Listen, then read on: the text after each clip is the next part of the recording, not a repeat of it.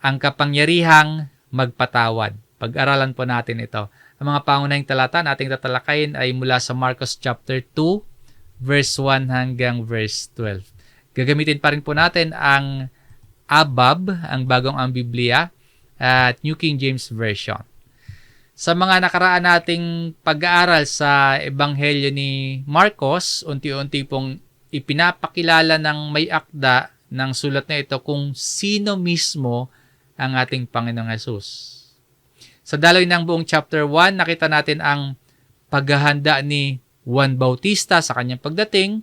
Nakita natin ang bautismo ni Jesus, ang pagpapatunay ng Ama, ang pagbaba ng Banal na Espiritu, at nakita din po natin ang tagumpay ni Jesus laban sa tukso sa ilang. Pagkatapos ng mga pangyayaring yon, nagsimula ng mangaral ang Panginoon tungkol sa kaharian ng Diyos. Tumawag na rin siya ng mga alagad, nagturo ng may kapamahalaan, nakita natin nagpalayas ng mga demonyo, nagpagaling ng maraming may sakit. Sa bawat tagpo o sa bawat pangyayari, lalo pang nahayag na si Jesus ay hindi lamang isang ordinaryong guro, hindi lamang pangkaraniwang propeta, kundi siya ang ipinangakong Mesyas. Siya ang anak ng Diyos na may otoridad sa kanyang pangangaral, may otoridad sa masasamang espiritu, at maging sa iba't ibang karamdaman. Ngayon po, sa chapter 2, sa ikalawang kabanata ng Marcos, mapapansin naman natin dito ang isang bagong yugto sa ministeryo ng Panginoon. Habang dumadami yung taong lumalapit kay Jesus, dumadami na din yung mga nagsisimulang tumutol o kaya kumwestiyon sa Panginoong Hesus.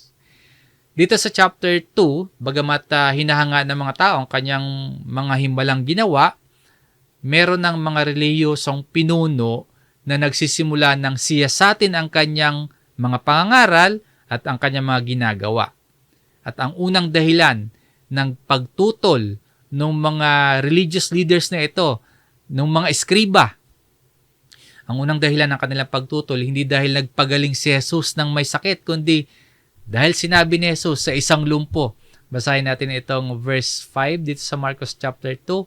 Sinabi ng Panginoong Jesus sa isang lumpo, "Anak, pinatatawad na ang iyong mga kasalanan." Sa pandinig po ng mga eskriba, isa itong napakabigat na pahayag. Dahil para sa kanila, para sa mga eskriba, at ayon sa kasulatan, ang Diyos lamang ang may otoridad na magpatawad ng kasalanan. Kaya sa atin po pag-aaral sa bahaging ito ng Biblia, patuloy na ihahayag nito sa atin ang hindi lamang kakayahang magpagaling ni Jesus, kundi higit sa lahat, ihahayag nito kung sino ba si Jesus para magpatawad ng kasalanan. Mga kapatid, hanggang ngayon, marami pa rin mga tao ang prioridad lamang nila sa buhay ay makahanap ng kagalingan ng katawan, magtamo ng mga solusyon sa problema, yung pag-unlad sa buhay o kaya kaginhawahan lamang sa kanilang mga kalagayan.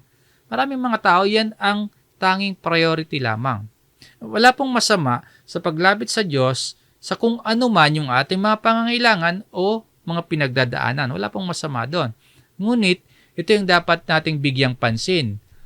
Itinuturo sa atin ng bahaging ito ng Biblia na ang pinakamalaking pangangailangan ng tao ay hindi lamang po kagalingan ng ating katawan, kundi kapatawaran ng ating mga kasalanan sa pamamagitan ng ating Panginoong Hesus. Maaring gumaling tayo sa mga sakit ng ating katawan, ngunit mananatili pa rin tayong hiwalay sa Diyos. Maaring umayos ang ating kalagayan sa buhay, ngunit maaring hindi pa rin napapatawad ang ating mga kasalanan. Pag-isipan po natin yan. Ano ngayon yung priority natin sa paglapit sa Panginoon? Sa tagpong ating pag-aaralan, ipinapakita ng Panginoong Hesus na ang pinakamalaking problema, ang pinakamabigat na suliranin ng tao ay hindi yung pagkakaroon ng karamdaman o particular sa tagpong ito, yung pagkalumpo, pagkaparalitiko, kundi ang pinakamalaking suliranin ng tao ay ang kasalanan. At ang pinakamalaking himala ay hindi po yung pagkatanggap ng kagalingan ng katawan, kundi yung pinakamalaking himala na matatanggap natin ay ang kapatawaran ng ating kasalanan.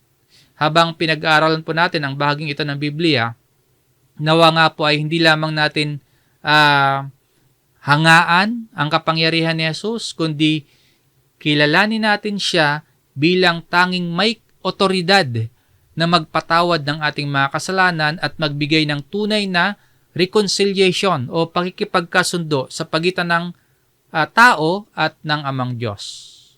At ito nga po sa Marcos chapter 2, verse 1 hanggang verse 12, makikita natin kung paano inihayag ng Panginoong Hesus ang kanyang kapamahalaan sa pamamagitan ng isang pangyayaring nagsimula sa pananampalatayang lumalapit sa kanya at nagtapos sa malinaw na pagpapatunay na siya, si Jesus, ang may otoridad na magpatawad ng kasalanan. Sa unang bahagi ng ating pag-aaral, ang pananampalatayang lumalapit kay Kristo o ang pananampalatayang nagtitiwala sa kapangyarihan ni Kristo. Ang reference verse natin dito ay itong verse 1 hanggang verse 5. Ang tagpo dito, ang pangyayari dito ay isa sa mga pinakakilalang himala ng Panginoong Hesus.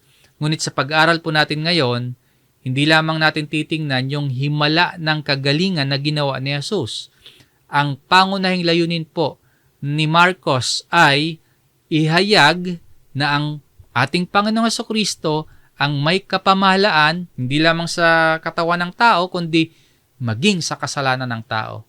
Kaya bago pa po niya paggalangin yung lumpo o yung paralitiko, ipinakita muna ni Jesus ang kanyang kapangyarihan at otoridad na magpatawad ng kasalanan. So, bago pa po ipakita ni Jesus yung kanyang kakayahang magpagaling ng karamdaman, inihayag o ipinakita muna ni Marcos yung pananampalataya ng mga taong lumapit kay Jesus. Hatiin natin ang verse 1 to 5 sa ilang mga bahagi. Una, nagbalik si Jesus sa Capernaum. Sa verse 1, nang siya'y magbalik sa Capernaum, pagkaraan ng ilang araw, kumalat ang balita na siya'y nasa bahay. Makaraan ng ilang araw, nagbalik si Jesus sa Capernaum. Sa chapter 1, kung babalikan natin, dito sa Capernaum, sa sinagoga, nangaral, nagpalayas ng demonyo, nagpagaling si Jesus ng maraming may sakit. Kaya nang mabalitaan ng mga tao na naroon muli si Jesus, nang kumalat ang balita na si Jesus ay nasa Capernaum, sinabi ni Marcos sa kasunod na talata sa verse 2, maraming nagtipon kaya't wala ng lugar kahit sa may pintuan. Maraming nagtipon, hindi na magkasya yung tao, wala nang mapwestuhan kahit sa may pintuan. Ipinapakita ng eksena ng tagpong ito kung gaano kalaki yung interes ng mga tao kay Jesus sa panahong ito. Mabalitaan nila na puno yung lugar kung saan naroon ang Panginoon.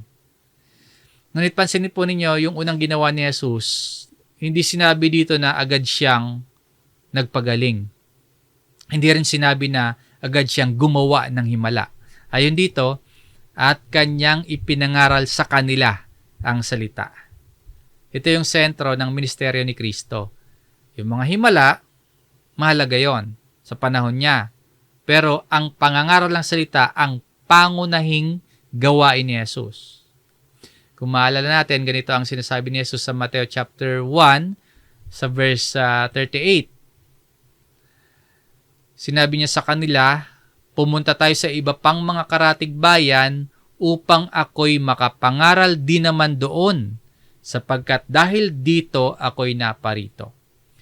Kaya sa pagpunta ni Jesus sa ibang mga lugar at sa pagbabalik niya sa Capernaum, bago niya tugunan ang mga pisikal na pangangailangan ng mga tao, inuna muna ni Jesus ang pangangaral ng salita ng Diyos. Kaya sa pagbalik ni Jesus sa Capernaum, and He preached the word to them. Ang word o mensaheng ipinangaral ni Jesus dito ay maaring ito rin yung mensaheng ipinangaral niya sa Galilea. Anong mensahe po ito? Ang pagdating ng kaharian ng Diyos at ang panawagan ng pagsisisi at pananampalataya sa Ebanghelyo. Pinapakita nito na saan man magpunta ang Panginoong Hesus, ang sentro ng kanyang ministeryo ay nananatiling ang salita ng Diyos. Mahalaga po itong maipaalala sa atin kasi maraming tao ang lumalapit sa Diyos dahil sa problema, dahil sa karamdaman, o kaya sa anumang kanilang pangangailangan. Pero mapapansin po natin na ang unang ibinibigay ng Panginoon ay hindi kung anong material at kung anong pisikal na hinihingi natin sa Diyos, kundi ang kanyang salita ang unang ibinibigay ng Panginoon. Wala pong mali sa paglapit kay Kristo, dala yung ating mga pangangailangan. Pero wag po nating iisipin na iyon ang pinakamahalagang dahilan na kaya tayo lumapit kasi meron tayong kalagayan o pangangailangan. Huwag po nating iisipin na yun yung pinakamahalaga sa ating paglapit. Higit sa pangangailangan ng katawan, higit sa kagalingan at pagkaalis ng karamdaman, ay kapatawaran ng kasalanan. Higit sa pansamantalang kaginhawahan, ay ang pakikipagkasundo sa Diyos. Ang salita ng Diyos ang higit na mahalaga, kaya mabuting ito ang nauuna. Dahil ang salita ng Diyos ang nagbibigay ng tunay na pagkakilala kay Kristo, ang salita ng Diyos ang nagtutuwid sa ating mga puso, at ang salita ng Diyos ang umaakay sa tao tungo sa kaligtasan. So yung laging mauna at laging higit na mahalaga ay ang salita ng Diyos. Ito rin po ang dahilan kung bakit sa ating mga pagtitipon, lagi nating pinagsisikapan na ang maging sentro ay hindi yung programa, hindi kung ano-ano mga gawain lamang o libangan, kundi ang tapat na pangangaral ng Biblia o ng banal na kasulatan ang maging sentro. Ang kasunod na bahagi ng pananampalatayang lumalapit kay Kristo, number 2, dinala nila ang lumpo kay Jesus. Sa verse 3, may mga taong dumating na may dala sa kanya na isang lalaking lumpo na buhat ng 4. Maikling paglalarawan, pero marami itong ipinahihiwatig. May isang lumpo, ibig sabihin, hindi siya makalakad, hindi niya kayang lumapit kay Jesus sa sarili niyang lakas. Kinailangan siyang buhatin ng 4 na tao. Kaya lang, pagdating nila sa lugar o sa bahay kung saan nangangaral si Jesus, hindi na sila makapasok dahil sa dami ng tao. Punuan na. Sa ganyang sitwasyon, ano yung pwede nilang gawin? Pwede na muna silang umuwi. Sa ibang araw na lang sila o sa ibang pagkakataon na lang sila bumalik. Pwedeng ganon. Pero dito sa ating kwento, hindi sila sumuko. Sa verse 4, nang hindi nila ito mailapit sa kanya dahil sa karamihan ng tao, kanilang tinanggal ang bubungan sa tapat ng kanyang kinaroroonan. Nang kanilang mabutas iyon, ibinaba nila ang higaang kinahihigan ng lumpo. Madaming tao, wala silang madaanan, di sila makapwesto kahit sa pintuan. Sa halip na sumuko, umakyat sila sa bubungan ng bahay, binutas iyon, ibinaba yung higaan ng lumpo sa tapat na kinaroroonan ni Jesus.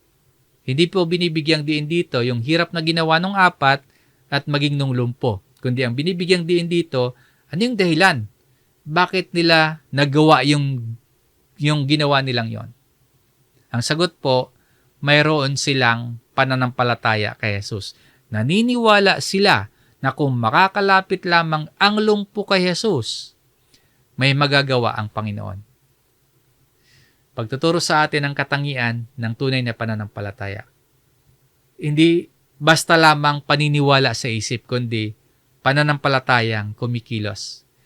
Hindi sila napigilan ng dami ng tao, hindi sila napigilan ng siksikan o pinanghinaan ng loob dahil maraming harang, maraming hadlang.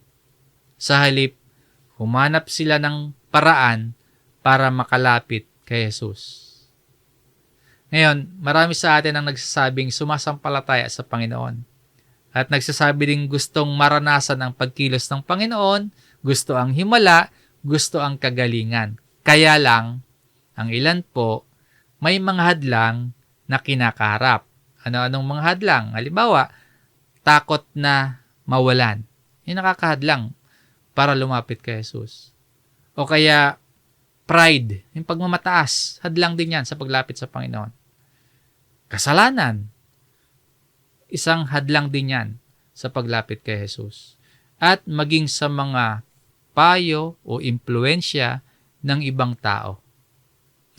Nahadlangan po ang iba na lumapit kay Kristo dahil sa maaring takot sa asawa, o kaya takot sa mga magulang, o kaya takot sa boyfriend, takot sa girlfriend na layuan sila, o kagalitan sila. Yung mga hadlang. At sa iba, takot na mawala ng kikitaing pera. Yun yung hadlang para lumapit kay Jesus. Paalala mga kapatid na ang tunay na pananampalataya ay hindi po naghahanap ng dahilan upang lumayo, kundi ang tunay na pananampalataya ay gumagawa ng paraan upang makalapit kay Jesus. Sa kasunod na bahagi ng puntong ang pananampalatayang lumalapit kay Kristo, ikatlo, nakita ni Jesus ang kanilang pananampalataya. Sa verse 5, nang makita ni Jesus ang kanilang pananampalataya. Ito po yung pinakasentro ng unang bahagi ng ating pag-aaral. When Jesus saw their faith. Hindi ibig sabihin nito na nakikita ng mata ang pananampalataya, kundi ang ibig sabihin lamang po, ang nakita ni Jesus ay ang bunga ng kanilang pananampalataya. Yung kanilang pagtitiyaga, yung kanilang pagtitiwala, yung kanilang pagsisikap na makalapit sa Panginoon. Ang mga iyon ang naging malinaw na katibayan ng kanilang pananampalataya. Dahil sa pananampalataya, lumapit sila kay Jesus. Dito sa kwento, napatunayan nila yung kanilang pananampalataya at ito, yung faith nila, ay nakita ni Jesus. Ngayon, ano po yung naging tugon ng Panginoon? Sabi dito, sinabi niya sa lumpo, "Anak, pinatatawad na ang iyong mga kasalanan." Maring ang inaasahan ng maraming tao na sasabihin ni Jesus, tumayo ka, lumakad ka, magaling ka na. Kaya lang po, ang iba yung unang sinabi ni Jesus. Sabi dito, "Son, your sins are forgiven you." Ang ibig sabihin po nito, anak, ipinatawad na sa iyo ang iyong mga kasalanan. Kaya sa ang bagong Biblia, anak, pinatatawad na ang iyong mga kasalanan. Bakit ito ang unang sinabi ng Panginoon? Dahil ito po yung pinakamalalim na suliranin o problema ng tao. Hindi po yung anumang karamdaman, hindi yung pagiging paralitiko niya o kaya yung pagka-paralisa ng katawan, kundi ang pinakamalaking problema ng tao, kasalanan. Ang karamdaman, ang sakit, maaring gumaling. Pero pwede din naman niyang bumalik. Pero ang kasalanan, meron niyang walang hanggang epekto. Kapag pinatawad ang kasalanan, buhay na walang hanggan.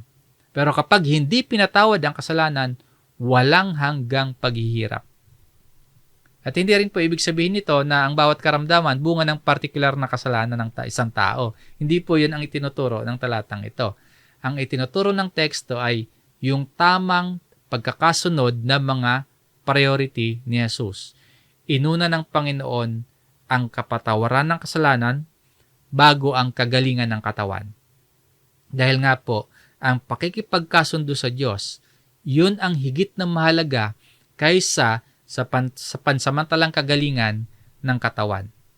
Sa tagpong ito, makikita natin na yung direksyong tatahakin ng buong buhay at ministeryo ni Jesus, na hindi siya dumating para pagalingin lamang ang mga karamdaman ng tao, kundi dumating si Jesus upang iligtas ang mga tao sa kasalanan.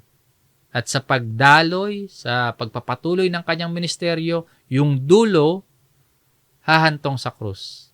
Sa krus kung saan ibibigay ng Panginoon ang kanyang buhay bilang handog para sa kasalanan. ang Panginoon ay mamamatay, ililibing, muling mabubuhay upang ang bawat magsisisi at sasampalataya sa Panginoon tatanggap ng kapatawaran at buhay na walang hanggan.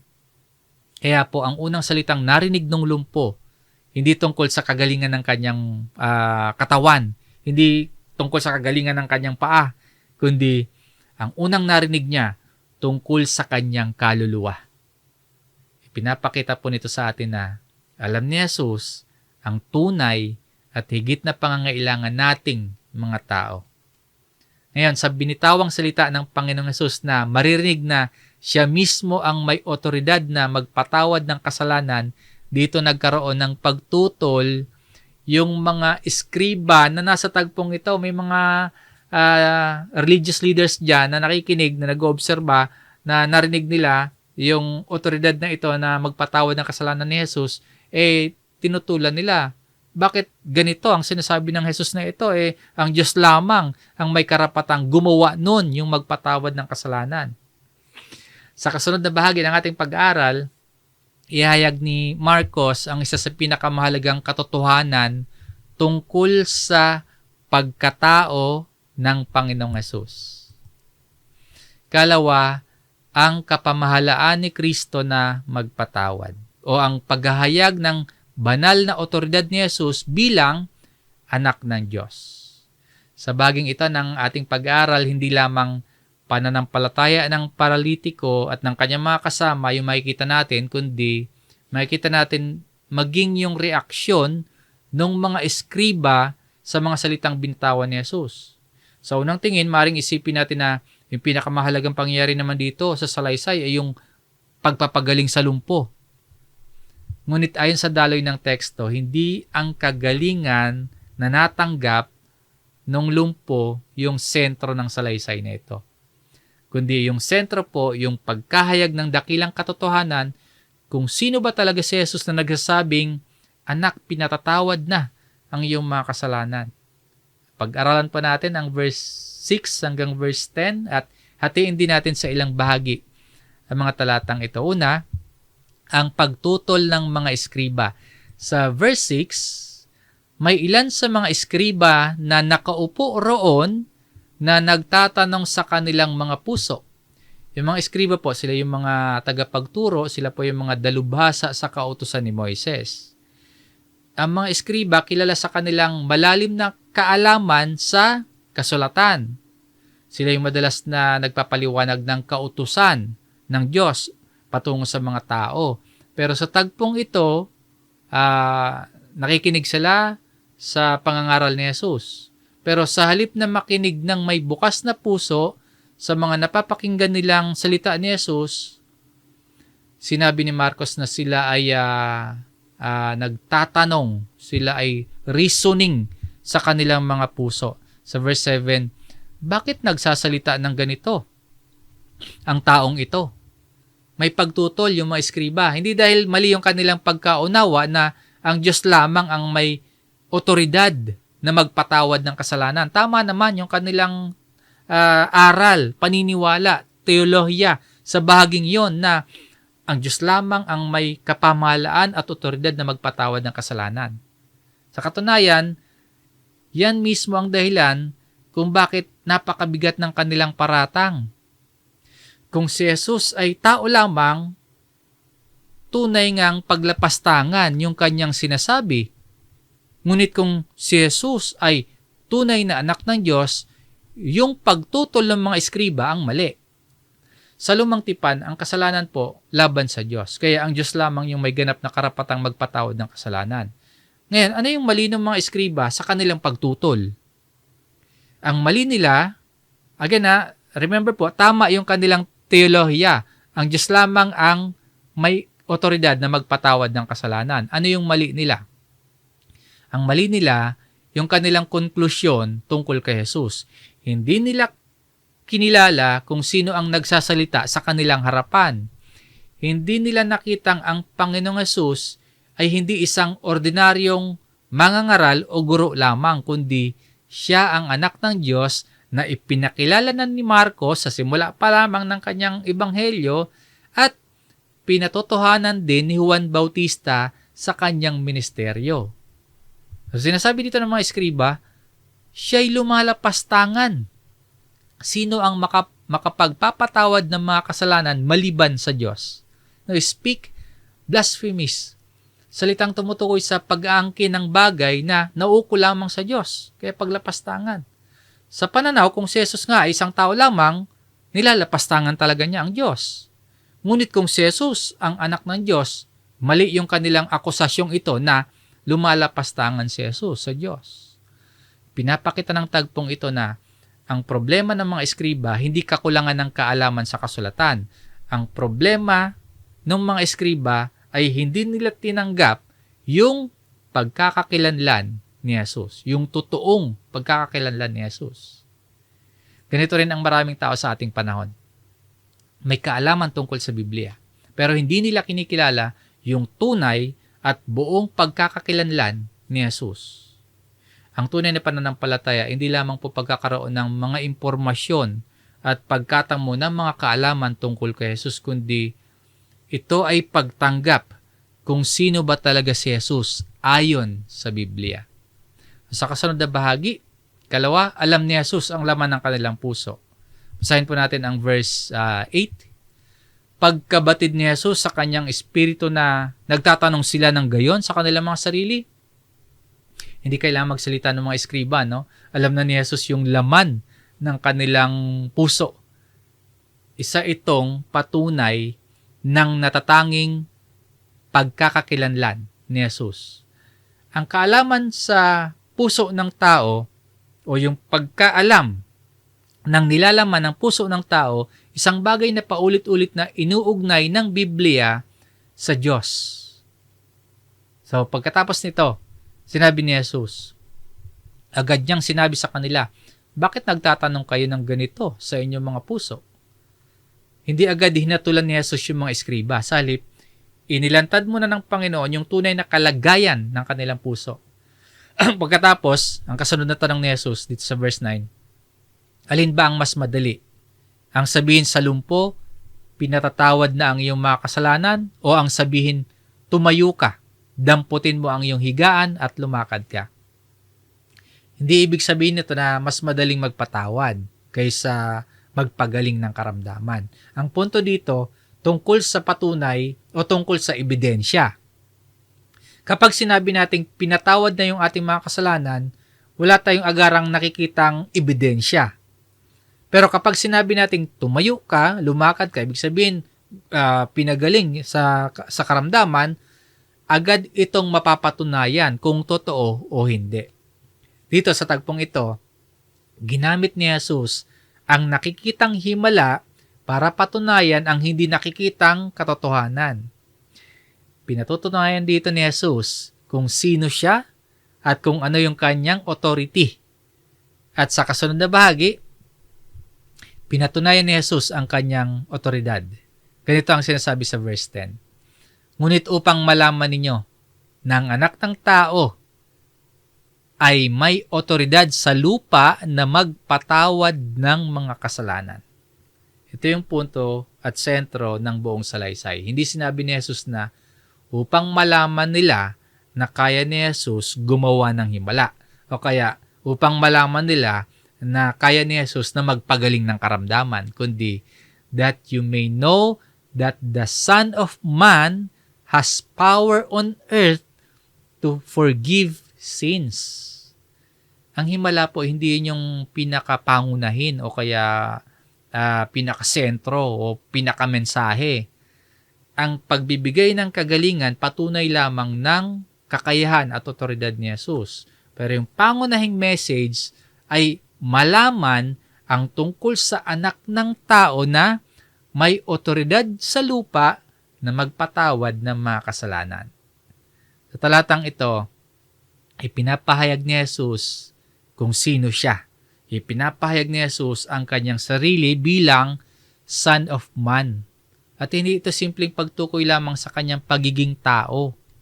Ang anak ng tao, isang titulong nagmumula sa Old Testament, sa Daniel chapter 7, kung saan yung anak ng tao binigyan ng Diyos ng walang hanggang paghari, ng kapamahalaan, at kaharian.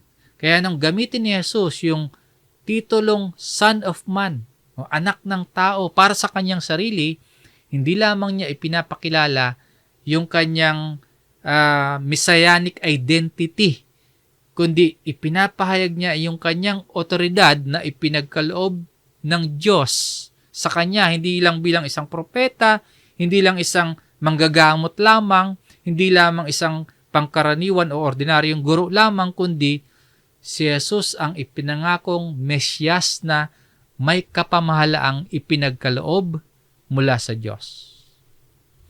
Sa bawat bahagi po ng pag-aral natin dito sa Ebanghelyo ayon kay Marcos, nawa po, mas naunawaan natin kung bakit dumating, bakit naparito ang Panginoong Hesus. Dumating si Jesus hindi lamang para pagalingin ang mga may sakit, hindi lamang upang gumawa siya ng mga himala, kundi upang gawin yung tanging bagay na walang sino mang tao ang may kayang gawin. Ano yon? Ang maghatid ng kapatawaran ng kasalanan. Tanging si Jesus lang yung makakagawa niyan. At ang pagpapatawad ng kasalanan na sinasabi ni Jesus ay naunawaan nating ito ay makatarungan. Yung pagpapatawad ng kasalanan, hindi lang basta nawala yung kasalanan, kundi inako ni Jesus yung kaparusahan ng kasalanan.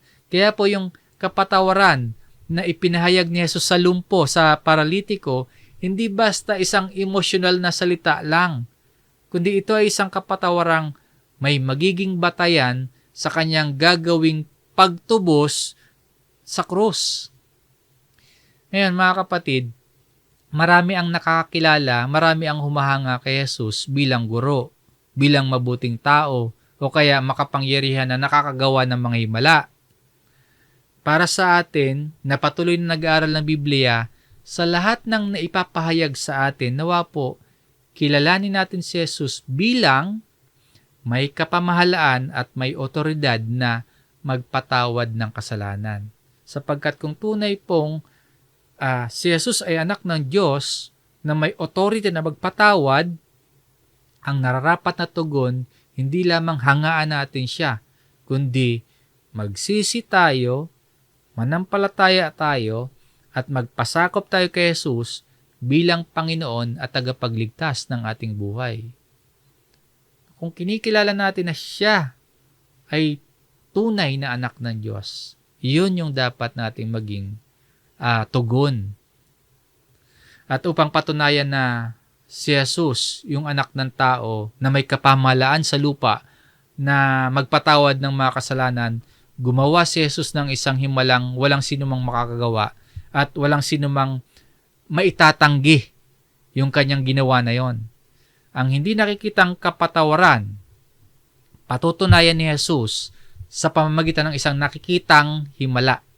Ito yung huling punto ng ating aralin. Number 3, ang katibayan ng kapamahalaan o otoridad ni Kristo, o yung himalang nagpapatunay sa kanyang otoridad na magpatawad ng kasalanan.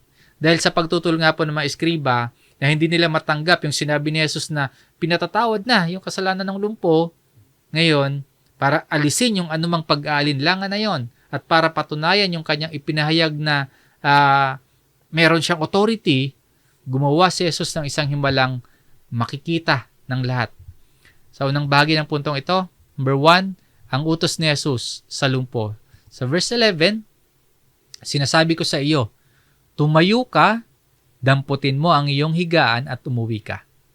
No, hindi ito isang pagsabi lamang. Hindi ito pakiusap lang. Isa itong direktang utos mula kay Jesus.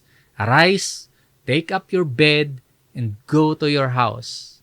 Makikita natin dito yung authority ni Jesus at ang kanyang salita may kapangyarihan. Kung sa simula ng misteryo ni Jesus, nakita natin may otoridad siya sa pagtuturo. At sa chapter 1, nakita natin, pag nangaral si Jesus, makikita natin may authority. Meron din siyang authority laban sa masasamang espiritu. Napapalayas niya, napapasunod niya. Meron din siyang authority sa mga iba't ibang karamdaman, napapagaling niya. Ngayon, ipinapakita dito ni Marcos ang pinakamahalagang otoridad ni Jesus. Ano yon? Yung kapamahalaang magpatawad ng kasalanan. At upang patunayan yung authority na yon, iniutos ni Jesus sa lumpo ang isang bagay na imposible sa tao. Alalahanin natin yung kalagayan ng lalaking ito, nung lumpo na ito. Matagal na siyang hindi makalakad. Hindi niya kayang tumayo mag-isa. Ngunit nung magsalita ang Panginoon, nakita ang kapangyarihang taglay na kayang gumawa ni Jesus ng imposible sa mga tao. So, yung unang punto po, no, ang utos ni Jesus. Yung kasunod, agad na sumunod ang lumpo. Yung tugon ng lumpo. Sa verse 12, tumayo nga siya, agad na dinampot ang higaan at umalis sa harapan nilang lahat. Tumayo siya, hindi kinailangan ng ilang araw. Hindi na kailangan ng therapy, kundi sa mismong oras na nagsalita si Jesus, no, immediately he arose, he took up the bed and went out. Yung dating binubuhat ng 4 na tao, siya na ngayon yung nagbubuhat ng sarili niyang higaan.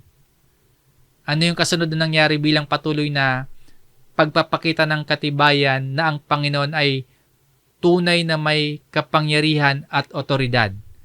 Sabi dito, o sa 3 punto ng ating pag-aaral, niluwalhati ng mga tao ang Diyos. Ganito yung sinasabi sa huling bahagi ng verse 12. Ano pat, namangha silang lahat at niluwalhati nila ang Diyos na nagsasabi, kailan may hindi pa tayo nakakita ng ganito. So that all were amazed and glorified God. Dalawa yung naging reaction ng mga tao. Una, namangha sila. All were amazed. Hindi lamang sila namangha sa himala, kundi namangha sila dahil nakita nila ang isang bagay na hindi pa nila nakikita kailanman. Hindi pa nila kailanman nasasaksihan. Kaya ang sabi nila, we never saw anything like this. So, ang una nilang reaksyon ng mga sila. Ikalawa, niluwalhati nila ang Diyos and glorified God. Ito yung tamang bunga ng himala. Hindi yung paghanga lamang sa himala, no? Hindi lamang paghanga sa manggagawa o gumawa ng himala, kundi ang tamang bunga ay pagluwalhati sa Diyos. Kaya ang layunin po ng mga himala ni Jesus na kanyang ginawa noon, hindi ginawa para aliwin yung mga tao. Hindi ginawa para magpasikat siya sa mga tao. Hindi rin ginawa para lamang marami siya maging tagasunod. Yung mga himala, nagsisilbi po yung tanda na kung sino ba at ano ba yung authority at kakayahan ni Jesus. Sa salaysay na ito, ang himala, yun ang naging ebidensya ng sinabi niya sa verse 10. Kung tunay ngang kaya niyang gawin yung nakikitang himala, may dahilan ding paniwalaan siya sa hindi nakikitang katotohanan na meron siyang otoridad na magpatawad ng kasalanan. Kasi nga ito, nakikita na nila eh. Dito po nagtapos yung argumento ni Marcos sa bahaging ito. Hindi nagsimula yung kwento para ipakita lamang yung isang kagilagilalas na himala. Nagsimula ito upang ipakilala yung tunay na pagkakakilanlan na ni Jesus, na siya ang anak ng tao na may otoridad sa lupa na magpatawad ng mga kasalanan. Mga kapatid, yung lumpo dumating kay Jesus na may malaking pangangailangan. Pero ipinakita ni Jesus na meron pa siyang higit na malaking pangangailangan. Hindi lamang po kagalingan ng katawan. Ano yung higit na pangangailangan? Kapatawaran ng kasalanan. Ganon din po ang bawat isa sa atin ngayon. Maring iba-iba yung mga problemang dinadala natin. May sakit tayo, may karamdaman tayo sa katawan, o kaya may kahirapan tayo sa pinansyal, or may problema tayo sa relasyon, sa pamilya, may kabiguan sa mga hangarin sa buhay, anuman po yung pasan-pasan nating problema. Ang paalala sa atin, ang pinakamalalim na problema ng tao ay ang kasalanan. Sapagkat yung kasalanan, yun yung naghihiwalay sa tao at sa Diyos. Ito yung suliranin na walang sinumang tao yung kayang lutasin sa sarili niyang kakayahan. Kaya ang pagdating ng ating Panginoong Hesus, hindi lamang para pagalingin yung katawan ng mga tao, yung mga karamdaman ng mga tao.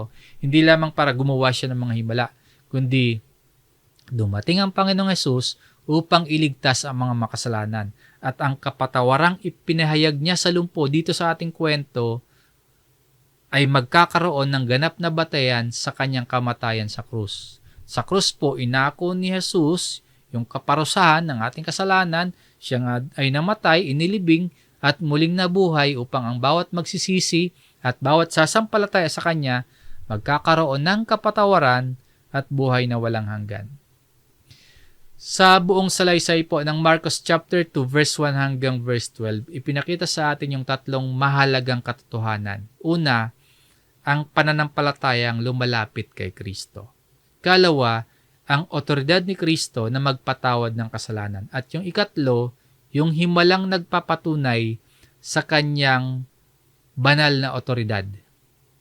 Kaya po yung tamang tugon ng bawat nakarinig ng Ebanghelyo ay hindi lamang mamangha sa mga himala na ginawa ni Jesus, kundi lumapit sa Kanya ng may pagsisisi at pananampalataya, sapagkat si Jesus lamang ang may otoridad na magpatawad ng kasalanan, at sa pamamagitan ng Kanyang kamatayan at muling pagkabuhay ay ipinagkakaloob ng Diyos ang buhay na walang hanggan sa bawat nagsisisi at sumasampalataya sa ating Panginoong Hesus.